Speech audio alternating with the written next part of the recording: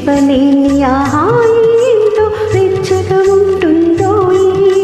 చెప్పలేని ఆ హాయి ఎంతో వెచ్చగా ఉంటుందో. చిటపట చినుకులు పడుతూ ఉంటే,